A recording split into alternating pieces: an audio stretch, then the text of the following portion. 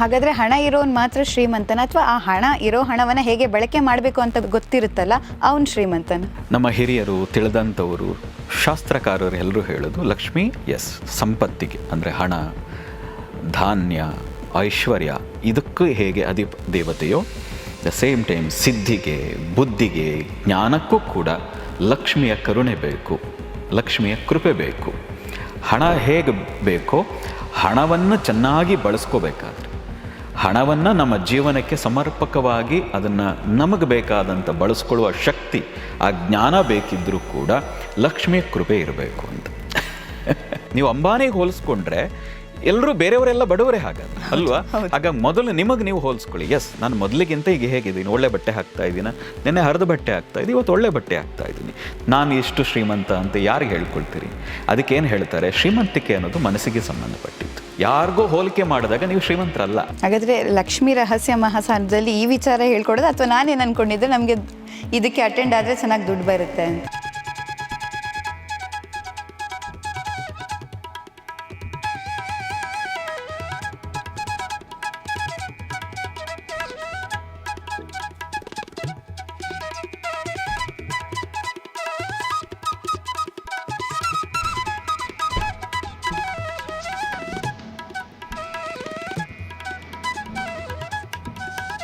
ನಮ್ಮ ಅಪೇಕ್ಷೆ, ನಮ್ಮ ಆಸೆ, ನಮ್ಮ ಪ್ರತಿ ಸಾಧಕ ಹಣವನ್ನು, ಆರೋಗ್ಯವನ್ನು ಹೆಚ್ಚು ಗಳಿಸಬೇಕು, ಸಂಪಾದಿಸಬೇಕು, ಅವನು ಸಂಪದ್ಭರಿತನಾಗಬೇಕು. ಹಾಗಾಗಿ ಲಕ್ಷ್ಮೀ ಸಾಧನೆಯಲ್ಲಿ ಹಣವನ್ನು ಹೇಗೆ ಅಟ್ರ್ಯಾಕ್ಟ್ ಮಾಡಬೇಕು, ಹಣವನ್ನು ನಾವು ಅಟ್ರ್ಯಾಕ್ಟ್ ಮಾಡೋದಿಲ್ಲ, ಹಣವೇ ನಮ್ಮೆಡೆಗೆ ಅಟ್ರ್ಯಾಕ್ಟ್ ಆಗಬೇಕು. ಅದು ಹೇಗೆ, ಅದಕ್ಕೆ ಏನು ಮಾಡಬೇಕು, ನಮ್ಮ ಶಾಸ್ತ್ರಗಳು ಏನು ಹೇಳಿದೆ, ನಮ್ಮ ಪೂರ್ವಜರು ಏನು ಹೇಳಿದ್ದಾರೆ? ವೀಕ್ಷಕರೇ ನಮಸ್ಕಾರ, ಉಪಾಸನಾ ಫೌಂಡೇಶನ್ ಯೂಟ್ಯೂಬ್ ಚಾನಲ್ಗೆ ಸ್ವಾಗತ. ಇವತ್ತು ನಾವು ಮಾತಾಡುವಂತಹ ವಿಚಾರ ಯಾವುದು ಗೊತ್ತಾ? ಲಕ್ಷ್ಮಿ ಬಗ್ಗೆ. ಅದೆಲ್ಲರೂ ಕೂಡ ತುಂಬ ಕ್ಯೂರಿಯಸ್ ಆಗಿರುವಂಥ ವಿಚಾರ. ದುಡ್ಡು ಬರಬೇಕು, ದುಡ್ಡು ನಿಲ್ಲಬೇಕು ಅಂತ ನಾನು ಅಂದ್ಕೊಂಡಿದ್ದೆ. ಅಂದರೆ ಲಕ್ಷ್ಮಿ ಅಂದ ತಕ್ಷಣ ನಂಗೆ ಏನು ಯೋಚನೆ ಬರುತ್ತೆ, ದುಡ್ಡು ಅನ್ನೋದೇ ವಿಚಾರ ಬರುತ್ತೆ. ಬಟ್ ಹಾಗಾದರೆ ಕೇವಲ ದುಡ್ಡು ಮಾತ್ರನಾ? ಅದರ ಹೊರತಾಗಿ ಲಕ್ಷ್ಮಿ ಯಾರು, ಲಕ್ಷ್ಮಿನ ಹೋಲಿಸ್ಕೊಳ್ಳೋದು ಹೇಗೆ, ಇದೆಲ್ಲ ವಿಚಾರಗಳನ್ನು ತಿಳಿಬೇಕು ಅಂತ ಹೇಳಿದರೆ ಲಕ್ಷ್ಮೀ ರಹಸ್ಯ ಮಹಾಸಾಧನ ಅನ್ನುವಂಥ ಕಾರ್ಯಕ್ರಮ ಉಪಾಸನಾ ಫೌಂಡೇಶನ್ ವತಿಯಿಂದ ಆಗುತ್ತೆ. ಆದರೆ ಆ ಕಾರ್ಯಕ್ರಮ ವರ್ಷದಲ್ಲಿ ಒಂದೇ ಬಾರಿ ಆಗುತ್ತೆ, ಆದರೆ ಈ ಬಾರಿ 2 ಬಾರಿ ಆಗ್ತಾ ಇದೆ. ಅದು ಯಾಕೆ ಅನ್ನೋ ವಿಚಾರ ಕೂಡ ಕೇಳೋಣ, ಜೊತೆಗೆ ಲಕ್ಷ್ಮೀ ರಹಸ್ಯದ ವಿಚಾರಗಳನ್ನು ಕೂಡ ತಿಳ್ಕೊಳ್ಳೋಣ. ಅದನ್ನು ನಮ್ಮ ಜೊತೆಗೆ ಇವತ್ತು ತಿಳಿಸ್ಕೊಡೋದಕ್ಕೆ ಉಪಾಸನಾ ಫೌಂಡೇಶನ್ನ ಸಂಸ್ಥಾಪಕರಾಗಿರುವಂತಹ ಸದ್ಗುರು ಶ್ರೀ ಗುರುಗಳಿದ್ದಾರೆ. ಅವರನ್ನು ಕಾರ್ಯಕ್ರಮಕ್ಕೆ ಮೊದಲನೇದಾಗಿ ಸ್ವಾಗತಿಸೋಣ. ಗುರುಗಳೇ ನಮಸ್ತೆ. ನಮಸ್ಕಾರ. ಹೇಗಿದ್ದೀರಾ? First class. ಈಗ ಅದೇ ನಾನು ಆವಾಗಲೇ ಮಾತಾಡುವಾಗ ಹೇಳಿದೆ, ನನಗೆ ಲಕ್ಷ್ಮಿ ಅಂತ ಅಂದಾಗ ಥಾಟ್ ಬರೋದೇ ಕೈಯಲ್ಲಿ ಹಣ ಬೀಳೋದು, ನಮ್ಗೆ ದುಡ್ಡು ಕೊಡೋದು ಅನ್ನೋದು. ಅದೇನ ಲಕ್ಷ್ಮಿ? ಆ ಲಕ್ಷ್ಮಿಯ ರೂಪದಲ್ಲಿ ಅದು ಕೂಡ ಒಂದು. ಆದರೆ ಹಣ ಅಥವಾ ಚಿನ್ನ ಮಾತ್ರವೇ ಲಕ್ಷ್ಮಿ ಅಲ್ಲ. ನಮ್ಮ ಹಿರಿಯರು, ತಿಳಿದಂಥವರು, ಶಾಸ್ತ್ರಕಾರರು ಎಲ್ಲರೂ ಹೇಳೋದು ಲಕ್ಷ್ಮಿ ಸಂಪತ್ತಿಗೆ, ಅಂದರೆ ಹಣ, ಧಾನ್ಯ, ಐಶ್ವರ್ಯ ಇದಕ್ಕೂ ಹೇಗೆ ದೇವತೆಯೋ ದ ಸೇಮ್ ಟೈಮ್ ಸಿದ್ಧಿಗೆ, ಬುದ್ಧಿಗೆ, ಜ್ಞಾನಕ್ಕೂ ಕೂಡ ಲಕ್ಷ್ಮಿಯ ಕರುಣೆ ಬೇಕು, ಲಕ್ಷ್ಮಿಯ ಕೃಪೆ ಬೇಕು. ಹಣ ಹೇಗೆ ಬೇಕೋ ಹಣವನ್ನು ಚೆನ್ನಾಗಿ ಬಳಸ್ಕೋಬೇಕಾದ್ರೆ, ಹಣವನ್ನು ನಮ್ಮ ಜೀವನಕ್ಕೆ ಸಮರ್ಪಕವಾಗಿ ಅದನ್ನು ನಮಗೆ ಬೇಕಾದಂಥ ಬಳಸ್ಕೊಳ್ಳುವ ಶಕ್ತಿ, ಆ ಜ್ಞಾನ ಬೇಕಿದ್ದರೂ ಕೂಡ ಲಕ್ಷ್ಮಿಯ ಕೃಪೆ ಇರಬೇಕು ಅಂತ.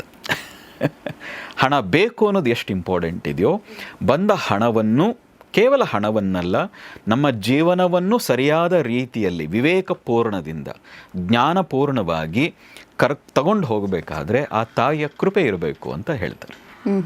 ಹಾಗಾದರೆ ಲಕ್ಷ್ಮಿ ಮುಖ್ಯವಾಗಿ ಹಣಕ್ಕೆ ನಾವು ಅದನ್ನು ಜಾಸ್ತಿ, ಎಲ್ಲರೂ ಹಣಕ್ಕೆ ಮಾತ್ರವೇ ಸೀಮಿತ ಮಾಡಿದ್ದಾರೆ.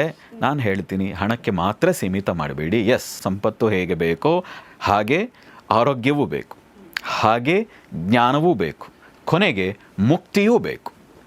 ಎಲ್ಲವನ್ನು ಅನುಭವಿಸಿ ಜೀವನದಲ್ಲಿ ನಾನು ಇನ್ನು ಅನುಭವಿಸೋದು ಏನೂ ಇಲ್ಲ, ನನ್ನ ಜೀವನ ಸಾರ್ಥಕ ಆಯಿತು, ಸಾಕು ಅನ್ನುವಂತಹ ಜ್ಞಾನ ಬರಬೇಕಾದರೂ ಕೂಡ ಆ ಲಕ್ಷ್ಮಿಯ ಕೃಪೆ ಇರಬೇಕು, ಮಾರ್ಗ ಇರಬೇಕು, ಅನುಗ್ರಹ ಇರಬೇಕು. ಹಾಗಾದರೆ ಹಣ ಇರೋನು ಮಾತ್ರ ಶ್ರೀಮಂತನ, ಅಥವಾ ಆ ಹಣ ಇರೋ ಹಣವನ್ನು ಹೇಗೆ ಬಳಕೆ ಮಾಡಬೇಕು ಅಂತ ಗೊತ್ತಿರುತ್ತಲ್ಲ ಅವನು ಶ್ರೀಮಂತನ? ನೋಡಿ, ಇದರಲ್ಲಿ ಒಬ್ಬೊಬ್ಬರದ್ದು ಒಂದೊಂದು ಅಭಿಪ್ರಾಯಗಳಿರ್ತವೆ. ಶ್ರೀಮಂತಿಗೆ ಅನ್ನೋದನ್ನ ಹೇಗೆ ಅಳತೆ ಮಾಡ್ತೀರಿ? ಯಾರು ಶ್ರೀಮಂತ? ಹಳ್ಳಿಗೊಬ್ಬ ಶ್ರೀಮಂತ ಇರ್ತಾನೆ. ಹಳ್ಳಿಯಿಂದ ಹೊರಗೆ ಬಂದ ತಕ್ಷಣ ಆ ತಾಲೂಕಿನಲ್ಲೇ 4 ಜನ ಅವನಿಗಿಂತ ಹೆಚ್ಚು ಹಣ ಇದ್ದವರು ಇರ್ತಾರೆ. ನೀವು ರಾಜಧಾನಿಗೆ ಬಂದರೆ ಆ ಥರದ 1000 ಜನ ಸಿಗ್ತಾರೆ. ಬಾಂಬೆಗೆ ಹೋದರೆ, ಡೆಲ್ಲಿಗೆ ಹೋದರೆ ಆ ಥರದ ಲಕ್ಷ ಜನ ಸಿಗ್ತಾರೆ. ಪ್ರಪಂಚದಾದ್ಯಂತ ಹೋದರೆ ಎಷ್ಟೋ ಕೋಟಿ ಜನ ಇದ್ದಾರೆ. ಹಾಗಾಗಿ ನೀವು ಯಾರಿಗೆ ಹೋಲಿಕೆ ಮಾಡಿ ನಾನು ಇಷ್ಟು ಶ್ರೀಮಂತ ಅಂತ ಯಾರಿಗೆ ಹೇಳ್ಕೊಳ್ತೀರಿ? ಅದಕ್ಕೇನು ಹೇಳ್ತಾರೆ, ಶ್ರೀಮಂತಿಕೆ ಅನ್ನೋದು ಮನಸ್ಸಿಗೆ ಸಂಬಂಧಪಟ್ಟಿದ್ದು. ಯಾರಿಗೂ ಹೋಲಿಕೆ ಮಾಡಿದಾಗ ನೀವು ಶ್ರೀಮಂತರಲ್ಲ. ಹಾಗೆ ನೋಡಿದ್ರೆ ಯಾರೂ ಶ್ರೀಮಂತರಿಲ್ಲ. ಹಳ್ಳಿಯವನು ತಾಲೂಕಿನವನು ನೋಡಿದ್ರೆ ಅಯ್ಯೋ ಅವನಷ್ಟು ಇಲ್ಲ ಅಂದರೆ ನಾನು ಶ್ರೀಮಂತ ಅಲ್ಲ. ತಾಲೂಕಿನಲ್ಲಿರುವಂಥವನು ಯಾರೋ ಜಿಲ್ಲೆಯಲ್ಲಿ ಇರುವಂಥವ್ನು ನೋಡಿ ಅವ್ನು ಎಷ್ಟೊಂದು ದೊಡ್ಡ ಮನೆ, ಎಷ್ಟು ಹಾಳು ಕಾಳಿದ್ದಾರೆ, ಎಷ್ಟೊಂದು ಕಾರ್ಗಳಿದೆ ಅಂತ ಅಲ್ಲಿ ನೋಡಿದ್ರೆ ನಾನು ಶ್ರೀಮಂತ ಅಲ್ಲ, ತಾಲೂಕಿನಲ್ಲಿರೋನು ಶ್ರೀಮಂತ ಅಲ್ಲ.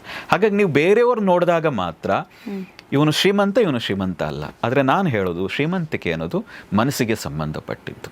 ನಿಮ್ಮ ಜೀವನವನ್ನು ನಿಮ್ಮ ಹತ್ರ ಇರುವಂಥದ್ದನ್ನೇ ಹೇಗೆ ಸರಿಯಾಗಿ ಬಳಸ್ಕೊಳಕ್ಕೆ ನಿಮಗೆ ಗೊತ್ತಿದ್ರೆ ಆಗ ನೀವು ಶ್ರೀಮಂತರು.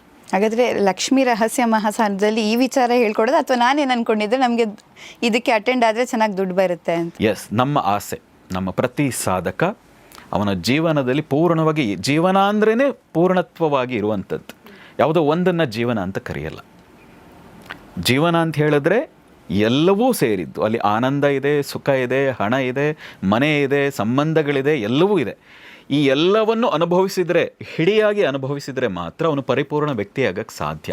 ಹಾಗೆ ಪರಿಪೂರ್ಣ ವ್ಯಕ್ತಿ ಆಗಲಿಕ್ಕೆ ನಮ್ಮ ಅಪೇಕ್ಷೆ, ನಮ್ಮ ಆಸೆ, ನಮ್ಮ ಪ್ರತಿ ಸಾಧಕ ಹಣವನ್ನು, ಆರೋಗ್ಯವನ್ನು ಹೆಚ್ಚು ಗಳಿಸಬೇಕು, ಸಂಪಾದಿಸಬೇಕು, ಅವನು ಸಂಪದ್ಭರಿತನಾಗಬೇಕು. ಹಾಗಾಗಿ ಲಕ್ಷ್ಮೀ ಸಾಧನೆಯಲ್ಲಿ ಹಣವನ್ನು ಹೇಗೆ ಅಟ್ರ್ಯಾಕ್ಟ್ ಮಾಡಬೇಕು, ಹಣವನ್ನು ನಾವು ಅಟ್ರ್ಯಾಕ್ಟ್ ಮಾಡೋದಿಲ್ಲ, ಹಣವೇ ನಮ್ಮೆಡೆಗೆ ಅಟ್ರ್ಯಾಕ್ಟ್ ಆಗಬೇಕು. ಅದು ಹೇಗೆ, ಅದಕ್ಕೆ ಏನು ಮಾಡಬೇಕು, ನಮ್ಮ ಶಾಸ್ತ್ರಗಳು ಏನು ಹೇಳಿದೆ, ನಮ್ಮ ಪೂರ್ವಜರು ಏನು ಹೇಳಿದ್ದಾರೆ ಅನ್ನೋದನ್ನು ಹೇಳೋದಷ್ಟೇ ಅಲ್ಲ. ನೀವು ನೋಡಿ, ಕಳೆದ ಏಪ್ರಿಲ್ 26ನೇ ತಾರೀಕು ಮೊಟ್ಟ ಮೊದಲ ಬಾರಿಗೆ ಲಕ್ಷ್ಮೀ ರಹಸ್ಯ ಮಹಾಸಾಧನ ಅಂತ ಆಯಿತು. ಏನಂತ ಹೇಳಿದ್ರೆ, ಸುಮಾರು ಒಂದು 10 ವರ್ಷದಿಂದ ಆ ಒಂದು ಬೀಜಾಕ್ಷರ ನಮಗೆ ಸಿಕ್ಕಿತ್ತು, ಲಕ್ಷ್ಮಿಗೆ ಸಂಬಂಧಪಟ್ಟಿತ್ತು. ನಾವು ಅಲ್ಲಲ್ಲಿ ಕೆಲವರಿಗೆ ಆ ಬೀಜಾಕ್ಷರವನ್ನು ಯಾರು ತುಂಬ ಕಷ್ಟ, ತುಂಬ ದರಿದ್ರ, ನನ್ನ ಜೀವನ ಆಗಿಬಿಡಿದೆ, ತುಂಬ ಕಷ್ಟದಲ್ಲೇ ಒದ್ದಾಡ್ತಾ ಇದ್ದೀನಿ ಅಂತ ಯಾರು ಹೇಳಿದರು, ಅವರನ್ನು ನೋಡಿ ಕೆಲವರು ಕೊಟ್ಟಿದ್ವು. ಹಾಗೆ ಕೊಟ್ಟಂತಹ ಕೆಲವರಲ್ಲಿ 90% ಜನ ಆ ಕಷ್ಟಗಳಿಂದ ಹೊರಗೆ ಬಂದು, ನಾ ಹೇಳಿದ್ನಲ್ಲ, ಶ್ರೀಮಂತಿಗೆ ಅಂದರೆ ನೀವು ಇನ್ಯಾರನ್ನೋ ಹೋಲಿಸ್ಕೊಂಡ್ರೆ ನೀವು ಶ್ರೀಮಂತರಲ್ಲ. ನಿಮಗೆ ನೀವು ಹಿಂದೆ ಹೇಗಿದ್ದೆ ಇವತ್ತು ಹೇಗಿದ್ದೀನಿ ಅಂತ ಹೋಲಿಸ್ಕೊಂಡ್ರೆ ಆಗ ನೀವು ಶ್ರೀಮಂತರಾಗ್ತೀವಿ. ದಿನದಿಂದ ನಾನು ಅಭಿವೃದ್ಧಿ ಆಗ್ತಾ ಇದ್ದೀನಿ ಅನ್ನೋದು ಗೊತ್ತಾಗ್ತದೆ. ಅಂತಹ ಒಂದು ಕೆಳ ಸ್ಥಿತಿಯಲ್ಲಿದ್ದವರು ಆ ಬೀಜಾಕ್ಷರವನ್ನು ಪಡೆದ ನಂತರ ಅವರ ಜೀವನದಲ್ಲಿ ಮಹತ್ತರ ಬದಲಾವಣೆಗಳಾಯಿತು. ಇದನ್ನು ನೋಡಿದಾಗ ತುಂಬ ಜನಕ್ಕೆ ಹೀಗೆ ಮಾತಾಡ್ತಾ ಹೇಳ್ತಾ ಇದ್ವು, ಈ ಥರದ ಲಕ್ಷ್ಮಿಯ ಒಂದು ಬೀಜಾಕ್ಷರ ನಮ್ಮ ಜೀವನದಲ್ಲಿ ಸಾಕಷ್ಟು, ಎಲ್ಲರ ನಾವು ಕೊಟ್ಟಂಥ ಸಾಕಷ್ಟು ಜನರ ಜೀವನ ಬದಲಾಗಿದೆ. ತುಂಬ ಜನ ಕೇಳ್ತಾ ಇದ್ರು, ನಮಗೂ ಕೊಡಿ ಅಂತ. ಹಾಗಾಗಿ ನಾವು ಒಂದು 2 ವರ್ಷದ ನಂತರ ಯೋಚನೆ ಮಾಡಿದ್ವು, ಅದನ್ನು ವರ್ಕ್ಶಾಪ್ ರೀತಿಯಲ್ಲೇ ಮಾಡಿ ಅದನ್ನು ಹೇಗೆ ಸಾಧನೆ ಮಾಡಬೇಕು, ಮೆಡಿಟೇಷನ್ನಿಂದ ಹಿಡಿದು ಆ ಲಕ್ಷ್ಮೀ ಬೀಜಾಕ್ಷರ ಈ ಥರದ್ದು ಎಲ್ಲವನ್ನು ಹೇಗೆ ನಮ್ಮ ಜೀವನದಲ್ಲಿ ಅನುಷ್ಠಾನ ಮಾಡಬೇಕು. ಸುಮ್ಮನೆ ಹೀಗೆ ಹೇಳಿಬಿಟ್ರೆ ಅದು ಆಗಲ್ಲ ಅನ್ನೋ ಕಾರಣಕ್ಕೆ ಲಕ್ಷ್ಮೀ ರಹಸ್ಯ ಮಹಾಸಾಧನ ಅಂಥೇಳಿ ಮೊಟ್ಟ ಮೊದಲ ಬಾರಿಗೆ ಕಳೆದ ಏಪ್ರಿಲ್ನಲ್ಲಿ ಮಾಡಿದ್ವಿ. ಅಲ್ಲಿ ಮಾಡಿದ ಮೇಲೆ ಅಲ್ಲಿ ತುಂಬ ಜನ ಈಗ ಹೇಳೋಕ್ಕೆ ಶುರು ಮಾಡಿದರು. ನಮಗೆ ಅಟೆಂಡ್ ಆದಮೇಲೆ ಸಾಕಷ್ಟು ಬದಲಾವಣೆಗಳು ಆಗ್ತಾ ಇದೆ. ಎಷ್ಟೋ ಜನರ ಜೀವನದಲ್ಲಿ ಬದಲಾವಣೆ ಕೆಲವೇ ತಿಂಗಳಾಗಿದೆ. ನಾವು ಹೇಳಿದ್ವಿ ಇದಾಗಬೇಕಾದ್ರೆ 6 ತಿಂಗಳಾದರೂ ಬೇಕು. ಯಾಕೆಂದರೆ ರೆಗ್ಯುಲರ್ ಸಾಧನೆ, ನಾವು ಹೇಳಿದ ಸ್ಟೆಪ್ ಬೈ ಸ್ಟೆಪ್ ಏನು ಸಾಧನೆಗಳಿದೆ, ಅನುಷ್ಠಾನ ಇದೆ, ಸ್ತೋತ್ರ ಇದೆ, ಬೀಜಾಕ್ಷರದ ಜಪ ಇದೆ, ಎಲ್ಲವನ್ನೂ ಮಾಡ್ತಾ ಹೋದಾಗ ಆಗ್ತಿದೆ. ಆದರೆ ತುಂಬ ಜನಕ್ಕೆ ಬೇಗ ಅದರ ಪರಿಣಾಮ ಗೊತ್ತಾಯಿತು. ಹಾಗಾಗಿ ಹೆಚ್ಚು ಜನಕ್ಕೆ ಸಿಗಬೇಕು, ಹೆಚ್ಚು ಜನಕ್ಕೆ ಇದು ಇನ್ನೂ ಮಾರ್ಗದರ್ಶನ ಆಗಲಿ ಅನ್ನೋ ಕಾರಣಕ್ಕಾಗಿ ನಾವು ಸಾಮಾನ್ಯ ಮೊದಲು ಯೋಚನೆ ಮಾಡಿದ್ವು, ಕೇವಲ ವರ್ಷದಲ್ಲಿ ಒಮ್ಮೆ ಮಾತ್ರ ಈ ಲಕ್ಷ್ಮೀ ಸಾಧನ ಅನ್ನುವಂಥ ಒಂದು ವರ್ಕ್ಶಾಪನ್ನು ಮಾಡಿ ಹೆಚ್ಚು ಜನಕ್ಕೆ ಕೊಡಬೇಕು ಅಂತ. ಆದರೆ ಅದರ ಕಳೆದ ಬಾರಿಯ ಪರಿಣಾಮ ಮತ್ತು ತುಂಬ ಜನಕ್ಕೆ ನಮಗೆ ಸಿಕ್ಕಿಲ್ಲ, ನಮಗೂ ಬೇಕಿತ್ತು ಅಂತ ಏನು ಅವರ ಕೋರಿಕೆ ಇತ್ತು, ಆ ಕಾರಣದಿಂದಾಗಿ ಶ್ರಾವಣ ವಿಶೇಷವಾಗಿ ಲಕ್ಷ್ಮಿಗೆ ಇಷ್ಟವಾದಂತಹ ತಿಂಗಳು ಅಂತ ಕೂಡ ಹೇಳ್ತಾರೆ. ಆ ಕಾರಣದಿಂದಾಗಿ ಶ್ರಾವಣ ಮಾಸದಲ್ಲಿ ಅಂದರೆ ಆಗಸ್ಟ್ 16ನೇ ತಾರೀಕು ಭಾನುವಾರ ಇನ್ನೊಮ್ಮೆ ಈ ಲಕ್ಷ್ಮೀ ಸಾಧನ ವರ್ಕ್ಶಾಪನ್ನು ಮಾಡ್ತಾ ಇದ್ದೀವಿ. ಈಗ ಲಕ್ಷ್ಮಿ ಅಂತ ಅಂದಾಗ ತುಂಬ ದುಡ್ಡು ಯಾರ ಜೊತೆ ಇರುತ್ತೋ ಅವರಿಗೆ ಮೇ ಬಿ ಅವರ ನೀಡ್ ಬೇರೆ ಇರುತ್ತೆ, ಅವ್ರಿಗೆ ನೆಮ್ಮದಿಯೋ ಆರಾಮ್ಸೆ ಜೀವನ ಮಾಡಬೇಕು ಅಂತ. ಅದರಿಂದ ಕೆಳಗಿರೋರ್ಗೆ ಎಲ್ರಿಗೂ ಕೂಡ ದುಡ್ಡು ಮಾಡಬೇಕು ಅನ್ನೋದೇ ಯೋಚನೆ ಇರೋದು. ಬಟ್ ಆ ಥರ ಯೋಚನೆ ಇರೋವಾಗ ಲಕ್ಷ್ಮಿ ಒಲಿಯೋದಕ್ಕಿಂತ ಓದಿಯೋದೇ ಜಾಸ್ತಿ. ಯಾಕೆ ಅಂತ ಹೇಳಿದ್ರೆ ಅವರು ಲಕ್ಷ್ಮಿಯ ಬಗ್ಗೆ ಇಟ್ಕೊಂಡಂಥ ಕೆಲವು ಮನಸ್ಸಿನ ಸ್ಥಿತಿಗಳು. ನಾನು ಮೊದಲೇ ಹೇಳಿದೆ, ಶ್ರೀಮಂತಿಕೆ ಅನ್ನೋದು ಮನಸ್ಥಿತಿ. ನೀವು ಇನ್ನೊಬ್ರಿಗೆ ಹೋಲಿಸಿದ್ರೆ ನೀವು ಶ್ರೀಮಂತರಲ್ಲ. ನಿಮಗೆ ನೀವು ಹೋಲಿಸ್ಕೊಂಡು ನಾನು ಹಿಂದೆ ಹೇಗಿದ್ದೆ ಇವಾಗ ಹೇಗಿದ್ದೀನಿ ಅನ್ನುವಂಥದ್ದು ಇಟ್ಕೊಂಡ್ರೆ ನೀವೇ ಶ್ರೀಮಂತರು. ಮನಸ್ಸಿಗೆ ಸಂಬಂಧಪಟ್ಟಿದ್ದು, ಆ ಮನಸ್ಸಿಗೆ ಸಂಬಂಧಪಟ್ಟಿದ್ರಲ್ಲಿ ಲಕ್ಷ್ಮಿಗೆ ಸಂಬಂಧಪಟ್ಟಂಥ ಕೆಲವು ದೋಷಗಳನ್ನು ಕೆಲವರು ಇಟ್ಕೊಂಡಿರ್ತಾರೆ. ಹಾಗಾಗಿ ಅವ್ರ ಹತ್ರ ಹಣ ಇದೆ, ನೀವು ತುಂಬ ಜನ ನೋಡಿ ಕೋಟಿಗಟ್ಟಲೆ ಹಣ ಇದೆ, ಅವರಿಗೆ ಅದನ್ನು ಹೇಗೆ ಬಳಸ್ಕೋಬೇಕು ಅಂತ ಗೊತ್ತಿರಲ್ಲ. ಅವರ ಮನೆಗೆ ಹೋದರೆ ನಿಜಕ್ಕೂ ಇವರು ಶ್ರೀಮಂತರ ಅನ್ನೋ ರೀತಿಯಾಗಿ ಆ ಮನೆಗಳಿರ್ತವೆ. ಮುರಿದೋದ ಬೆಂಚ್ಗಳು, ಚೇರುಗಳು, ಅವರ ಎಷ್ಟೋ ದಿನಗಳಿಂದ ಹಾಕಿದ ಬಟ್ಟೆಯನ್ನೇ ಹಾಕ್ಕೊಂಡು ಒಂದು ರೀತಿಯಾಗಿ ನಿಜಕ್ಕೂ ಇವ್ರ ಹತ್ರ ಹಣ ಇದೆಯಾ ಅನ್ನೋ, ಲಕ್ಷ್ಮಿ ನಿಜಕ್ಕೂ ಇವ್ರ ಮನೇಲಿ ಇದ್ದಾಳ ಅನ್ನೋ ರೀತಿಯಾಗಿ. ಹಾಗಾಗಿ ಹಣ ಇದ್ದ ತಕ್ಷಣ ಲಕ್ಷ್ಮಿ ಇದ್ದಾಳೆ ಅಂತಲೂ ಆಗಲ್ಲ. ಯಾಕೆ? ಅದನ್ನು ಸರಿಯಾಗಿ ಬಳಸ್ಕೊಳ್ಳೋದು, ಸರಿಯಾಗಿ ವಿನಿಯೋಗಿಸೋದು ಗೊತ್ತಿರಬೇಕು. ಹಿಂದೆ ಅಚ್ಯುತದಾಸರು ಅಂತಿದ್ರು, ಅವ್ರು ಹೇಳ್ತಾ ಇದ್ರು, ದುಡ್ಡು ಮತ್ತು ಬ್ಲಡ್ ರಕ್ತ ಎರಡು ನಿಲ್ಲಬಾರ್ದು, ಅದು ಹರಿಬೇಕು. ಹರಿದೇ ಇದ್ದರೆ ದಾರಿದ್ರ್ಯ ಬರ್ತದೆ, ರೋಗ ಬರ್ತದೆ. ಬ್ಲಡ್ ಹರಿದೇ ಇದ್ದರೆ ರೋಗ ಬರ್ತದೆ, ದುಡ್ಡು ಹರಿದೇ ಇದ್ದರೆ ದಾರಿದ್ರ್ಯ ಬರ್ತದೆ. ಹಾಗಾಗಿ ಈ ಫ್ಲೋ ಇರಬೇಕು. ಹಾಗಾಗಿ ಎಲ್ಲೋ ನಿಲ್ತಾ ಇದೆ. ಅಷ್ಟು ಹಣ ಇದ್ದರು, ಕಾರ್ ಇದ್ದರು, ಅವ್ರು ಇನ್ನೆಲ್ಲೋ ಆಸ್ಪತ್ರೆ ಖರ್ಚು ಮಾಡ್ತಾ ಇರ್ತಾರೆ. ನಾವು ಅದಕ್ಕೆ ನಮ್ಮ ಯೋಚನೆ ಏನು? ಸಂಪತ್ತು ಅಂದ ತಕ್ಷಣ, ಲಕ್ಷ್ಮಿ ಅಂದ ತಕ್ಷಣ ಕೇವಲ ಚಿನ್ನಕ್ಕಲ್ಲ, ಕೇವಲ ಬೆಳ್ಳಿಗಲ್ಲ, ವಜ್ರ ವೈಡೂರ್ಯಗಳಿಗಲ್ಲ. ನಾನು ಮೊದಲೇ ಹೇಳಿದೆ, ಆರೋಗ್ಯಕ್ಕೂ ಅಧಿದೇವತೆ, ಮುಕ್ತಿಗೂ ಅಧಿದೇವತೆ, ಜ್ಞಾನಕ್ಕೂ ಅಧಿದೇವತೆ, ತಾಯಿಯ ಆ ಕೃಪೆ ಬೇಕು ಅಂತ. ಹಾಗಾಗಿ ಇದು ಎಲ್ಲದಕ್ಕೂ ಸರಿ ಆಗೋ ಹಾಗೆ ನಮ್ಮ ಜೀವನವನ್ನು ಹೇಗೆಲ್ಲ ಎಲ್ಲಿ ತಪ್ಪು ಮಾಡ್ತಾ ಇದ್ದೀವಿ, ಲಕ್ಷ್ಮಿ ನಮ್ಮಿಂದ ದೂರ ಆಗಲಿಕ್ಕೆ ಏನು ತಪ್ಪು ಮಾಡ್ತಾ ಇದ್ದೀವಿ, ಹತ್ತಿರ ಆಗದೇ ಇರೋದಕ್ಕೆ ನಾವು ಹೇಗೆ ನಡ್ಕೊಳ್ತಾ ಇದ್ದೀವಿ, ನೀವು ಹೇಗೆ ನಿಮ್ಮ ಮನಸ್ಥಿತಿ ಇಟ್ಕೊಂಡ್ರೆ ಲಕ್ಷ್ಮಿ ನಿಮಗೆ ಹೆಚ್ಚು ಬರ್ತಾಳೆ, ಮತ್ತು ಹೇಗೆ ಇಟ್ಕೊಂಡ್ರೆ ಅದನ್ನು ಇನ್ನೂ ಚೆನ್ನಾಗಿ ವೃದ್ಧಿಗೊಳಿಸಬಹುದು. ನಾವು ಧಾರ್ಮಿಕವಾಗಿ ಮತ್ತು ಮಾನಸಿಕವಾಗಿ, ಕೇವಲ ಧಾರ್ಮಿಕ ವಿಧಿ ಇರಲ್ಲ ನಮ್ಮ ವರ್ಕ್ಶಾಪ್ನಲ್ಲಿ, ಅಲ್ಲಿ ಸ್ತೋತ್ರ, ಲಕ್ಷ್ಮಿ ಬೀಜಾಕ್ಷರ ಜಪ ಅನುಷ್ಠಾನವೂ ಇದೆ. ಅದರ ಜೊತೆಗೆ ನಿಮ್ಮ ಮನಸ್ಸಿನ ಸ್ಥಿತಿ ಹೇಗಿರಬೇಕು, ನಿಜಕ್ಕೂ ಲಕ್ಷ್ಮಿಯನ್ನು ಸರಿಯಾಗಿ ಒಲಿಸ್ಕೋಬೇಕಾದ್ರೆ ಮನಸ್ಸಿನ ಸ್ಥಿತಿ ಹೇಗಿರಬೇಕು, ಹೇಗಿದ್ದರೆ ಮಾತ್ರ ಲಕ್ಷ್ಮಿ ಒಲಿತಾಳೆ. ಒಲಿಯೋದಷ್ಟೇ ಅಲ್ಲ, ನಿರಂತರವಾಗಿ ನಿಮ್ಮ ಜೊತೆ ಇರ್ಲಿಕ್ಕೆ ಸಾಧ್ಯ ಅಂತ. ನಮ್ಮಲ್ಲಿ ಶ್ರೀ ಸೂಕ್ತ ಅಂತ ಇದೆ, ಲಕ್ಷ್ಮಿಗೆ ಸಂಬಂಧಪಟ್ಟಿತ್ತು ಶ್ರೀ ಸೂಕ್ತ. ಯಾರು ತುಂಬ ಸಂಪ್ರದಾಯಸ್ಥರಿದ್ದಾರೆ, ಅಟ್ಲೀಸ್ಟ್ ಕನಿಷ್ಠ ಪಕ್ಷ ಶುಕ್ರವಾರವಾದರೂ ಆ ಶ್ರೀ ಸೂಕ್ತವನ್ನು ಅವರು ಹೇಳ್ಕೊಳ್ತಾರೆ. ಅಲ್ಲಿ ತುಂಬ ಮಾರ್ಗಗಳಿದೆ, ಲಕ್ಷ್ಮಿಯನ್ನು ಒಲಿಸ್ಕೊಳ್ಳೋದು ಹೇಗೆ, ಮನಸ್ಥಿತಿ ಹೇಗಿರಬೇಕು, ಎಲ್ಲವೂ ಇದೆ. ಇದೆಲ್ಲವನ್ನು ವಿಸ್ತಾರವಾಗಿ ಒಂದು ದಿನದಲ್ಲಿ ಅವರಿಗೆ ತಿಳಿಸ್ಕೊಟ್ಟು ಅವರು ಪ್ರತಿನಿತ್ಯ ಹೇಗೆ ಅನುಷ್ಠಾನ ಮಾಡಬೇಕು ಮತ್ತು ಹೇಗೆ ನಿಮ್ಮ ಮನಸ್ಸನ್ನು ಹೊಂದಿರಬಾರ್ದು, ಲಕ್ಷ್ಮಿಯ ಅವಜ್ಞೆಗೆ ನೀವು ಒಳಗಾಗ್ತೀರಿ ಹಾಗಿದ್ದರೆ, ಎಲ್ಲವನ್ನು ತಿಳಿಸ್ಕೊಡುವಂತಹ ಪ್ರಯತ್ನ ಆ ಲಕ್ಷ್ಮಿ ರಹಸ್ಯ ಸಾಧನದಲ್ಲಿರುತ್ತೆ. ಗುರುಗಳೇ, ನೀವು ಮಾತಾಡುವಾಗ ನಂಗೊಂದು ರೀಲ್ಸ್ ನೆನಪಿಗೆ ಬಂತು. ಈ ಗೌರ್ಮೆಂಟ್ ಕೆಲಸದಲ್ಲಿರೋರೆಲ್ಲ 1 ಲಕ್ಷ ಸಂಬಳ ಇದ್ದರೂ ಕೂಡ ಸೇಮ್ ವಾರಕ್ಕೆ 1-2-3 ಅದೇ ಬಟ್ಟೆ, ಸೇಮ್ ಒಂದು ವಾಟರ್ ಬಾಟಲ್, ಚಿಕ್ಕ ಕ್ಯಾನ್ ಇಟ್ಕೊಂಡು ಅದೇ ಹಳೆ ಚಪ್ಪಲಿ ಹಾಕ್ಕೊಂಡು ಅವರು ಡ್ಯೂಟಿಗೆ ಹೋಗೋದು. ಬಟ್ ಈ IT ಕಂಪ್ನಿಗಳಲ್ಲೆಲ್ಲ 15,000 ಸಂಬಳಕ್ಕೆ ಫುಲ್ ಪಾಶ್ ಆಗಿ ಸ್ಟೈಲಿಶ್ ಆಗೆಲ್ಲ ಕೆಲಸಕ್ಕೆ ಹೋಗೋದು. ಸೊ ಇದೇ ಡಿಫ್ರೆನ್ಸ್. ಅಂದರೆ ನಾವು ಎಷ್ಟು ಖುಷಿಯಾಗಿರ್ತೀವಿ ನಮ್ಗೆ ಸಿಗೋ ದುಡ್ಡಲ್ಲಿ ಅನ್ನೋ ಮ್ಯಾಟ್ರ್, ಅಥವಾ ಅಲ್ಲ? ನೀವು ಹಾಗೆ ನೋಡಿದಾಗ ನೀವು ಹೊರಗಡೆ ಡ್ರೆಸ್ ಎಲ್ಲ ತುಂಬ ಫಾಸ್ಟಾಗಿ ಹಾಕ್ಕೊಂಡು ಹೋದ ತಕ್ಷಣ ಖುಷಿಯಾಗಿ ಇರ್ತೀರಿ ಅಂತಲೂ ಇಲ್ಲ. ಮೇಕಪ್ ಒಳಗೆ ಬೇರೆ ಮುಖ ಇದೆ, ಅದು ಅಲ್ಲ. ಆದರೆ ನೀವು ಒಂದು ಗೊತ್ತಿರಲಿ, ನೀವು ಹೇಳಿದಾಗ ಇನ್ನೊಂದು ನನಗೆ ತುಂಬ ಚೆನ್ನಾಗಿ ಗೊತ್ತಿದೆ, ನೆನಪಾಗ್ತಿದೆ ಕೂಡ. ಏನಂದರೆ, ಅಷ್ಟೇ ಸಂಬಳ ತಗೊಳ್ಳುವಂಥ ಬೇರೆ ಬೇರೆ ಟೀಚರ್ಗಳನ್ನು ನಾನು ನೋಡಿದ್ದೀನಿ. ಈಗ 1 ಲಕ್ಷ ಅಂತ ನೀವೇನು ಹೇಳಿದ್ರಿ, ಅದನ್ನೇ ತಗೊಳ್ಳೋಣ, ಏಕೆಂದರೆ ಇದು ಭಾಳ ಹಿಂದಿನ ಘಟನೆ, ನಾನೇ ಕಣ್ಣಾರೆ ನೋಡಿರುವಂಥದ್ದು. ನಾನು 3-4 ಜನ ಟೀಚರ್ಗಳು ನೋಡಿದ್ದೀನಿ. ಆದರೆ 2 ಟೀಚರ್ಗಳು ಅವ್ರ ಹತ್ರ ಕಾರಿದೆ, ಮನೆಗಳನ್ನು ಬಾಡಿಗೆ ಕೊಟ್ಟಿದ್ದಾರೆ. ಅವರು ಅದೇ ಬಟ್ಟೆಯನ್ನು ತುಂಬ ಚೆನ್ನಾಗಿ ಹಾಕ್ತಾರೆ. ನೀವು ಹೇಳಿದಾಗ ತುಂಬ ಪಾಶ್ಯಾಗಿ, ಮೇಕಪ್ ಏನೂ ಇಲ್ಲ, ಸಾಧಾರಣವಾಗಿ ಸರಳವಾಗೇ ಇದ್ದಾರೆ. ಆದರೆ ಇನ್ನು ಉಳಿದ ಬೇರೆ ಟೀಚರ್ಗಳು, ಅದೇ ಗೌರ್ಮೆಂಟ್ ಕೆಲಸಕ್ಕೆ ಹೋಗಿ ಅಷ್ಟೇ ತಗೊಳ್ಳುವಂಥ ಟೀಚರ್ಗಳು, ನಾನು ಅಬ್ಸರ್ವ್ ಮಾಡ್ತಾ ಇದ್ದೆ. ಇವರು ಮನೆ ಮೇಲೆ ಮನೆ ಕಟ್ಟಿದ್ರು, ಇವರು ಬಾಡಿಗೆ ಮನೆಯಲ್ಲಿ ಇದ್ದಾರೆ.